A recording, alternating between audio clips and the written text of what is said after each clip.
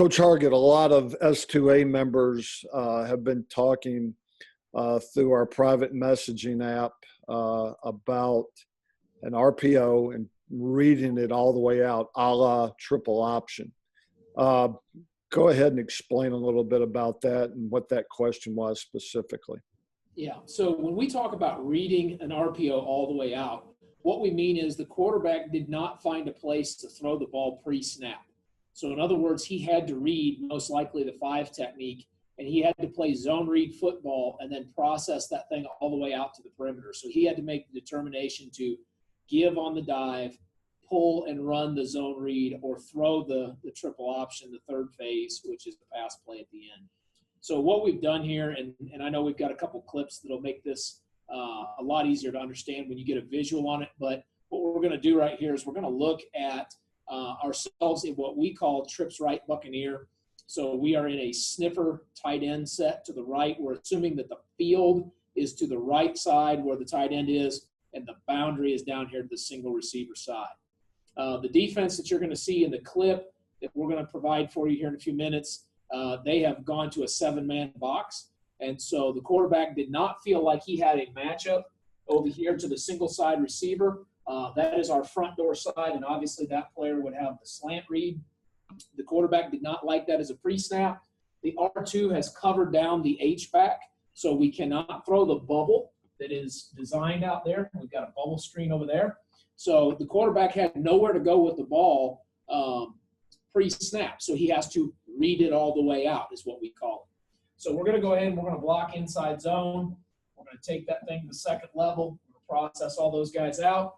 And then what we did was we added a load option scheme. And if you have any history in the triple option, you know what a load option scheme is.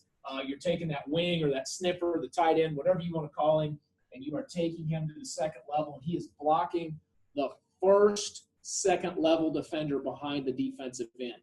So now we're going to go ahead and mesh. That running back is going to run his zone path. The quarterback's going to make a decision. If that defensive end crashes, quarterback's going to get a pull read, and he's going to head to the perimeter. If that defensive end feathers and sits, we're going to get a dive. So it's just good old-fashioned triple option football from here.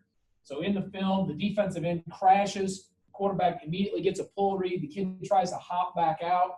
The quarterback just flattens his path. He's supposed to run what we call a veer track, just like the old-school veer triple option. Replace the outside shoulder of that 5 technique. When the 5 technique bounces back off the line of scrimmage, instead of the quarterback staying downhill, he just flat heads it off a little bit.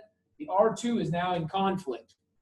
Does he remain with the H-back, or does he try to work his way back and play the quarterback in this phase of football? Well, in this instance on film, you'll see a couple clips, a couple different variations of it, but the one where we throw a touchdown on it, what will happen is the R2 starts to come down. He gets too close, too far involved with the quarterback. The defensive end was trying to play the dive. Okay, the right Mike there has been blocked by the load man, and the quarterback just keeps the play alive and then kicks that bubble screen out there. And then this kid's a pretty good athlete. He's going to North Carolina A&T next year.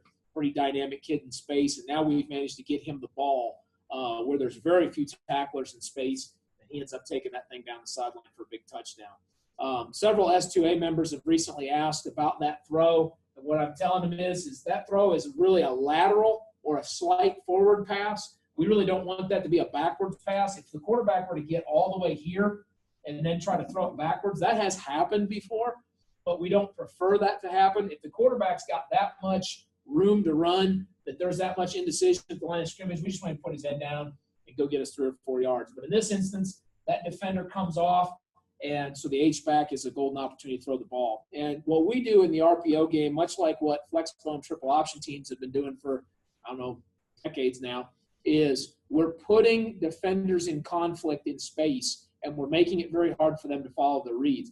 This R2 player right here is supposed to be playing the flat. That's his job. But when that quarterback reads it all the way out and takes the ball to the perimeter, he's immediately put in a conflict situation, and now he's in a situation where the quarterback can manipulate him and spit the ball out to an athlete in space and put us in a great situation to throw a touchdown pass. You want to go and look at some film and sort of talk that over on film and show everybody? Yeah, let's do that. All right, in this first clip, we're in what we would call 2x2 right. We're going to be running inside zone back to the left. We're going to have a bubble screen from the slot receiver down here at the bottom of the screen. Let's go ahead and play this through. Okay, the quarterback has decided he cannot throw this as a pre-snap read, so he's going to read this thing all the way out and go all the way to his post-snap read. In his post-snap read, we're going to go ahead and we're going to mesh with the running back. The defensive end is a squeeze player. Okay, he closed off and came down and crossed the tackle's face into that B gap. So the quarterback's going to get a pull right there. Great job. Veer track. You can see he's trying to replace the outside shoulder of the defensive end. And now by doing that, we've got a bubble by number 2. We've got that defender, that R2 defender is in massive conflict. Does he take the quarterback or does he take the bubble, the pitch? He tries to hesitate and play both. The quarterback does a good job pump faking the ball a little bit and then just cutting and turning it up. I think that was a 1st and 10 play, and you can see I think we get about 9, maybe 10 yards, 7, 8 yards. I don't know. Great game, though. And we're going to have a much better opportunity now to move the sticks with that quarterback run. All right, this next clip, we're in trips left Buccaneer up to the field. So we're going to load option this one. We're going to push inside zone to the right. The sniffer tight end is going to go around, block the first, second level defender behind the 5 technique, and we'll have a bubble from number 2 up top. Again, great job by the quarterback reading this. The defensive end crosses face. When he crosses face, it's an automatic pull read for us.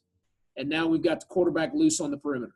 And we've X'd out all their people who can take the quarterback. The only guy that can save them is the DN, and he's taking the dive. Okay, the L2 defender up there is in conflict. He hung too long on the pitch. We probably could have thrown the pitch late, but you could see it would be a really awkward backward pass, and we don't need to because the quarterback's path was a veer track right on the outside of the DN's original alignment. Okay, that L2 defender is too far away, and so we're able to get a nice, easy pull read, a downhill run, and the quarterback's going to go pick up, looks like 15, 16, 17 yards. Okay, another great quarterback run. All right, let's get all the way to the pitch phase now. Where trips right Buccaneer to the field. Quarterback's going to mesh. The DN's playing a game with him here. He comes down and gives the quarterback a pull read. This is the play that I was drawing for you. Okay, he gets a pull right there. The kid changes his mind and hops back out. The running back probably should have just continued his track right there and left it. But the quarterback now realizes he's been fooled, so he flattens that thing out, keeps it alive. You can see the R2 is in major conflict. He's got a quarterback and an H-back both coming at him, attacking him. Our sniffer tight end is going to the second level to seal that linebacker off. And now we pitch it out there. All that is a triple option pitch play.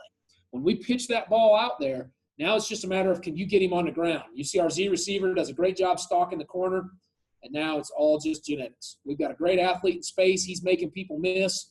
All kinds of crazy things are happening. The quarterback just threw a 40-plus yard touchdown pass on a ball he threw about, 8, 9 yards sideways. Okay, but that's a great example of how the RPO game is really just essentially the modern-day triple option. We feel like we're really just an extension of what flexbone teams have been doing for years, but we're making it much more complicated for the defense, and we're making it much better for the offense to be able to execute. Coach, I appreciate it. It truly is a triple option on that last look. He had 3 things to do, and does that answer what you were saying earlier? One of the S2A members was asking about a sideways throw. That pretty well answered it, didn't it? Yeah, if the quarterback feels like he's got that defender out there in a little bit of conflict, you can see how in that last clip he just sort of pushed it sideways a few more steps to make that R2 make a decision. If he'd have come to him, which he did, he kicks it out. If that kid had gone down to the H-back, the quarterback would have just turned it up and ran. So hopefully that gives everybody a little bit of insight on the mechanics behind that.